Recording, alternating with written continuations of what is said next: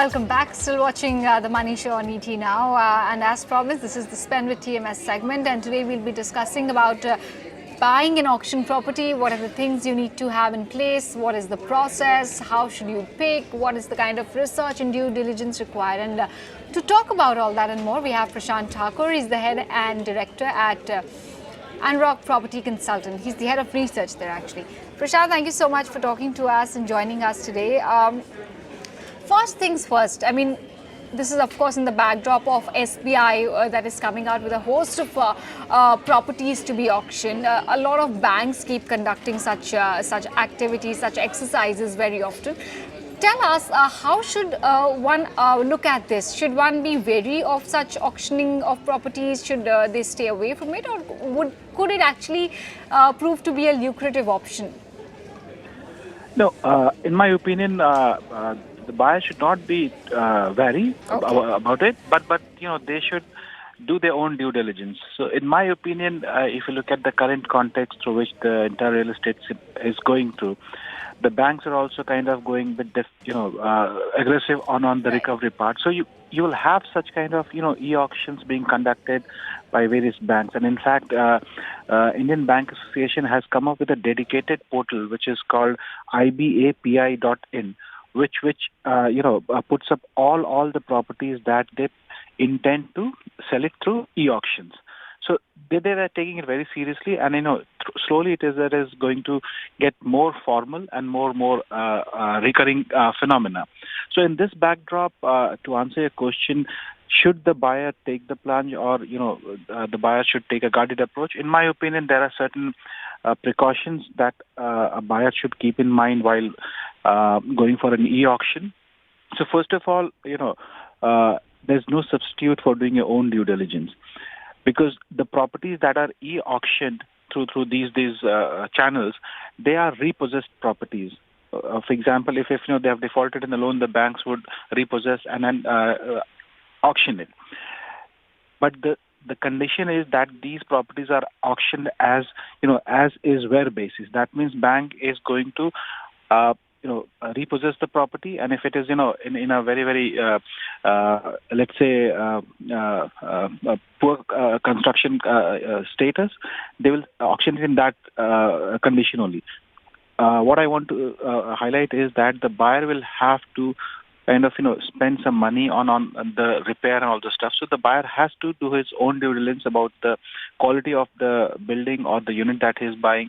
Is there any legal hurdle in that? For example, if the flat was sublet, he should kind of check with the tenant that he has given the consent or not.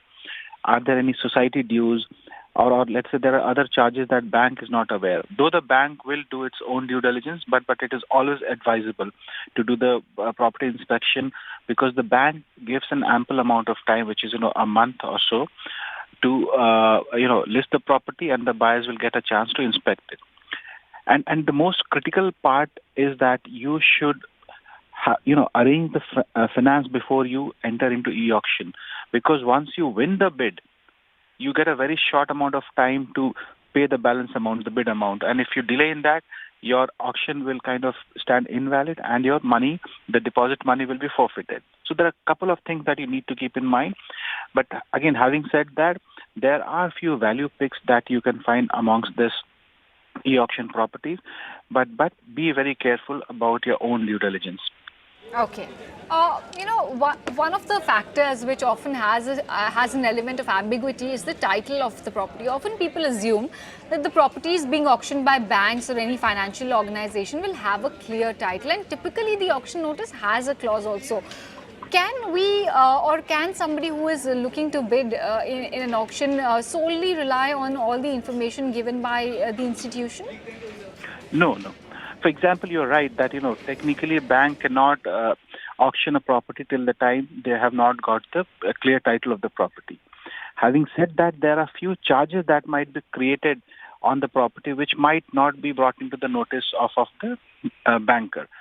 Now, for example, let's say, as I told you, that if the owner of the flat has sublet that property and the bank is not aware, though the bank might have the clear title, but the buyer of the property cannot resell the property if the tenant who has acquired that flat refuses to, let's say, vacate, and let's say there are few mortgage in let's, for example, if that flat has been kept mortgaged through, and the owner has taken a loan through a private lender, that might not come into the notice of the banker. But having said that, the first level of comfort the bank gives. But again, as I highlighted, that due diligence and taking legal advice is very important. Often possession also could be a problem, right? Because in case of an immovable property like a plot or a flat or whatever, possession is key, and sometimes we just assume that the bank already has taken possession. It's a symbolic possession of sorts, but actually when you buy the property, or when you finally sign the lease or sign the deal to sort of acquire it eventually, you find out that there are previous owners or previous tenants who are refusing to vacate. So in such a case, what is the recourse one should take, or how can one sort of make sure that they know about the possession status in advance? See, these things will come into highlight once you do your own, when you deploy a lawyer to do these kinds of verification.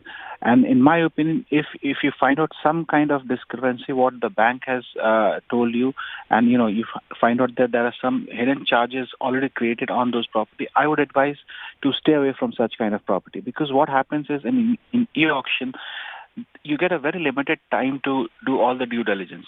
So the moment you get a warning signal that something might go wrong, you should stay away from such kind of property. Any other risks that you'd like to flag off that bidders and people who are interested in buying auction properties can take note of and can be avoided? So the biggest risk a buyer might have is, as I mentioned, that the bank would auction this property as is where basis. That means, let's say, if the bidding price, or let's say the e-auction price, is kept at, let's say, 50 lakhs. But after getting the possession, the buyer might realize that this building requires extensive renovation. There are certain amounts of due that the society will be after you. So that escalates the actual price of the property that the buyer would have paid. This is one. And the second is also, you also should look at the fair market price. The bank will give you a price, but since this property might be disputed, you might not get the right price. So I would suggest that you get an independent valuer who gives you the actual resale price of this property. And in many cases, it would be different from the what the banks would quote. So what would happen, that if I would have bought a property thinking that it has come cheap to me because of e-auction, I might be in for a rude shock when I go to resell the price, the property, because the resale price, or let's say the price in that micro market is far lower than what I was intending to sell at, because of existing unsold supply in the primary market. So these are things they need to check.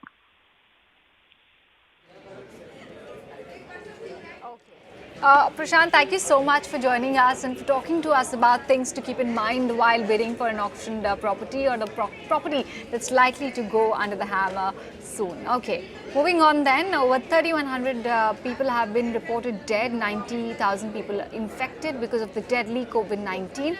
Virus has so far spread to 68 countries across the world. Consumer durable companies in India are staring at a likely degrowth in volumes in the first quarter of FY21 as extended shutdown in China because of the outbreak of coronavirus continues to delay supply of essential components to the country.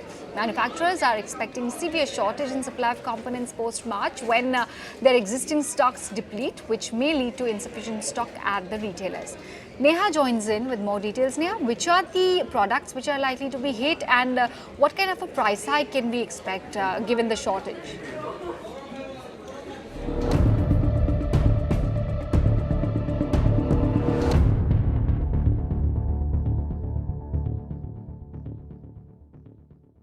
Well, what we've been given to understand after speaking to several companies and manufacturers in the consumer durables industry is that the industry is expecting a degrowth as far as volumes is concerned in the first quarter of FY21 because of the shortages in supply. Now, extended shutdown of manufacturing facilities in China has led to a delay in import of essential components from China to India. We spoke to several companies like Godrej, Blue Star, Panasonic, Xiaomi, as well as retailers like Kohinoor and Great Eastern Retail. What they're telling us is that the companies have stocks with them that will last up till March end or first week of April. After that, they will be in dire need of supplies. What we've been also given to understand is that when it comes to products like refrigerators, air conditioners, smartphones and televisions, only 20 to 50% of either assembling or manufacturing happens in India. The rest of it is either imported as components or finished goods from China. What we've also been given to understand is that certain models of brands like Xiaomi, iPhone, Realme are short in supply. So a lot of retailers are already seeing shortages for certain models of certain brands. What we've been also given to understand is because of the shortages in supplies, the prices of consumer durables like air conditioners, refrigerators, TVs, smartphones are expected to go up. 3 to 5% is the kind of hike that manufacturers like Blue Star, Godrej, Daikin have already taken as far as air conditioner prices are concerned. Refrigerator prices are also expected to go up by the end of March. TV prices are likely to go up by 7 to 10%. What we've been also given to understand is that because of the delay in supply, the companies are now looking to airlift their consignments instead of going through the ocean route because of the delay that has taken place. So that has also led to increase of cost as far as manufacturing is concerned. So coming first quarter FY21, the industry is expecting some kind of demand instability and degrowth as far as volumes is concerned. Thanks, Neha, for getting us that update. With that, we're going to wrap it up on The Money Show. Many thanks for tuning in.